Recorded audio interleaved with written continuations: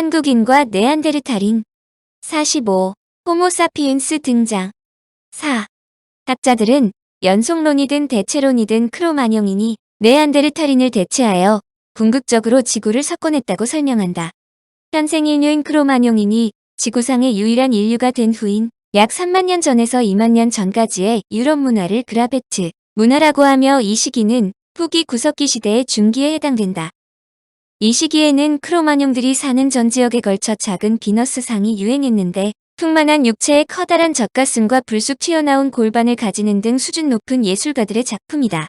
이들 중에는 임신한 여인상도 있었으며 이들 조각은 뼈, 뿔, 매머드 상아, 돌, 점토 등 다양한 재료로 만들어졌다.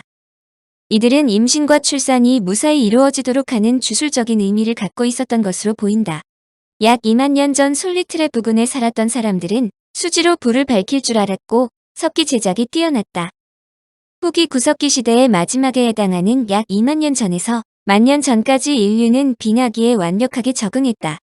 이들은 술록이나 말과 같은 대형 야생동물들을 무리지어 대량으로 사냥했다. 또한 바닷가의 사람들은 작살로 물고기를 잡았을 뿐만 아니라 이를 말리거나 소금에 절여 바닷가에서 먼 내륙까지 운반한 후 먹기도 했다. 크로마뇽인을 설명하려면 이들보다 선시대부터 유럽에 거주했고 크로마뇽과 함께 살았던 시기가 있는 네안데르탈인을 거론하지 않을 수 없다. 그런데 근래 보물 같은 고인류에 대한 연구가 이루어지자 매우 혼동스러운 정보들이 쏟아지고 있다. 크로마뇽인들이 그야말로 학자들을 혼돈에 빠뜨리는 증거들을 쏟아내었기 때문이다. 이는 호모사피엔스인 크로마뇽인이 네안데르탈인에 비해 너무나 엄청난 비약을 했다는 것을 의미한다. 외형적으로 보아도 그렇다. 이들의 평균 신장이 약 180cm로 현대인들보다 약간 크지만 체형만 보면 네안데르탈인에 비해 추위에는 취약한 구조를 갖고 있었다. 그럼에도 불구하고 크로마뇽인들은 네안데르탈인들이 갖고 있지 못한 지혜를 갖고 역경들을 헤쳐나간 것처럼 보인다. 평균 수명도 네안데르탈인의 45세에 비해 더 오래 살았고 몇몇 크로마뇽인들은 60에서 65세까지 살았다. 여기에서 학자들이 주목하는 것은 크로마뇽인의 선대인 네안데르탈인은 유럽, 중동 지방에 특히 밀집하면서 9세기에 널리 분포되었고 그 인구는 몇십만 혹은 몇백만에 달했다고 추정한다. 그런데 근래의 연구에 의하면 크로마뇽인이 네안데르탈인을 대체하여 유럽 대륙을 장악하는 데 걸린 시간이 매우 빨랐다는 것이다. 지금까지는 최소한 7,000년으로 계상했는데 이보다 훨씬 짧은 5,000년에 불과하다는 것이다. 영국 케임브리지대 폴 멜러스 교수는 유럽 원주민이던 네안데르탈인들은 크로마뇽인과의 경쟁에서 생각보다 훨씬 빨리 밀려난 요인으로 매우 춥고 건조한 기후에 등장을 들었다. 새로 도착한 크로마뇽인과 경쟁을 벌이던 네안데르탈인들에게 새로운 기후가 최후의 일격을 가했다는 뜻이다. 이 문제에 관해 이언 테터슬 박사는 마지막 네안데르탈인의 다음과 같은 가상 장면을 그렸다. 첫째 장면은 한 늙은 40대의 네안데르탈인이 자신의 인간 손자가 불을 피우는 것을 지켜보고 있는 모습이다. 이 당시 40살이라면 엄청난 노인을 의미한다.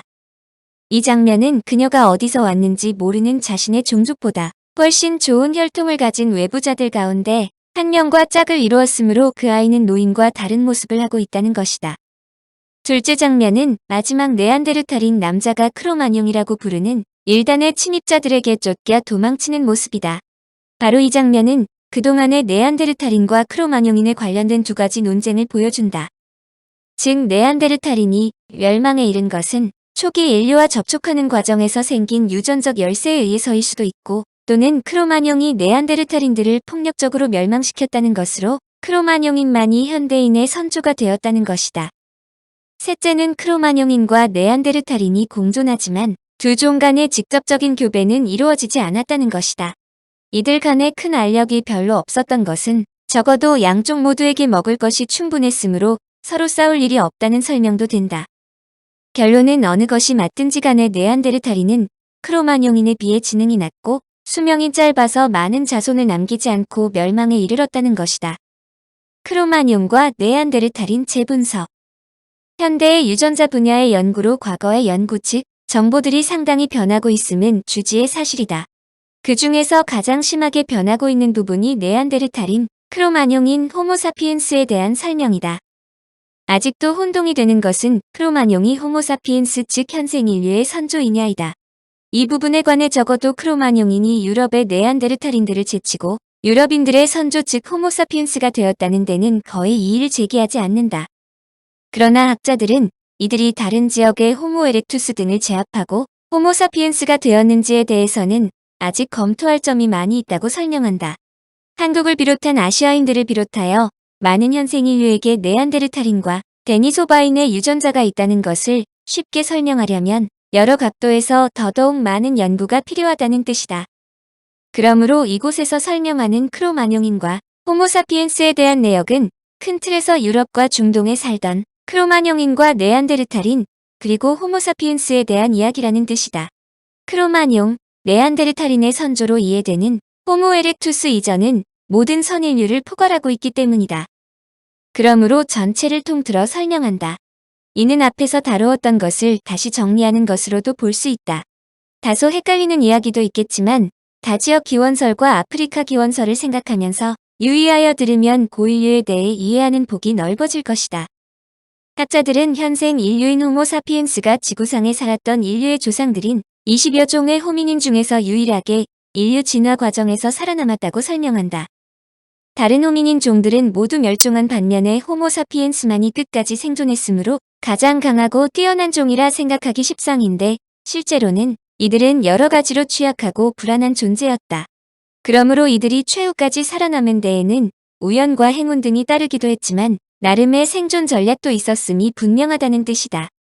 최성우 박사는 이 부분에서 맹수들이 우글 때는 초원에서 거의 무방비 상태라고 볼 수 있는 아파렌시스 즉 류시류가 살아남은 것은 바로 약자로서 함께 뭉치는 생존의 비결을 터득했기 때문이라고 설명했다.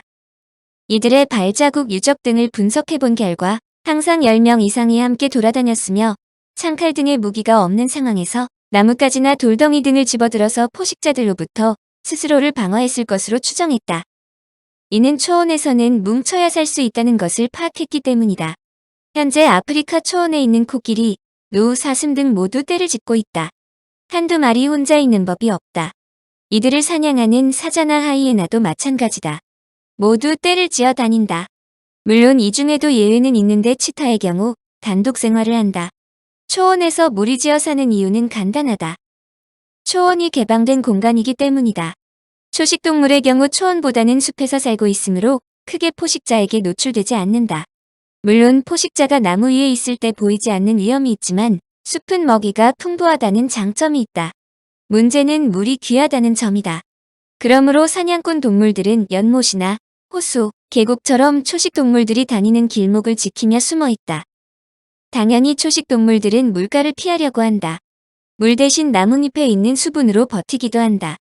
정말 예외적인 경우에 하나여 조심스레 물가로 가는데 이때 여간 조심하지 않는다. 물론 겨울이 되면 사정이 달라지지만 여하튼 초식동물에게 숲은 좋은 은신처다. 그러나 기우는 동물들이 마음대로 선택하는 것이 아니므로 숲이 줄어들고 초원이 되자 동물들도 적응을 해야 했다. 가장 먼저 무리를 짓기 시작했다. 새끼들을 보호하기 위해서다. 초원은 사방이 개방된 곳으로 어미가 새끼를 데리고 마땅히 숨을 만한 곳이 없다. 보통 포식자들은 잡기 어려운 어미보다 느리고 약한 새끼를 노린다. 사자도 하이에나도 마찬가지다. 그런데 어미 혼자 여러 새끼를 보호하는 것이 불가능하다. 그러므로 초원에서 어미들끼리 뭉친다. 천적들이 다가오면 모여서 도망친다. 그 과정에서 손실이 전혀 없을 수 없지만 그래도 여럿이 뭉치면 혼자일 때보다 훨씬 덜 위험하다. 반면에 코끼리나 얼룩말처럼 커다란 덩치의 동물들은 도망치지는 않지만 무리를 지어 커다란 원을 만들기도 한다. 어린 새끼를 중앙에 두고 어른들이 원형으로 둘러싸 바깥을 향해 경계를 한다. 이 경우 사자나 하이에나도 함부로 덤빌 수 없다. 얼룩말의 뒷발에 맞거나 코끼리의 상하에 찔리면 찰과상 정도가 아니라 죽기 십상이다. 아프리카의 왕자인 사자 등이 이들 집합체를 공격하지 못하는 이유다. 학자들이 호미닌들이 초원에서 무리를 지어 살았다는 것이 결국 지구상의 패자가 되는데 결정적인 요인이 되었다고 생각한다. 즉 동료와 함께하는 호미닌이 무리를 지어 생활하면서 기존의 유인원과는 달리 점차 인간다운 특성을 지니게 되었다는 것이다. 특히 서로 의사소통을 하고 성에 따라 노동을 분담하는 한편 생활의 근거지를 확보하고 초보적인 도구 등을 사용하여 점점 초원의 불리함을 이겨나가기 시작했다는 뜻이다. 청취자에게 원하는 것은 1. 구독 2. 좋아요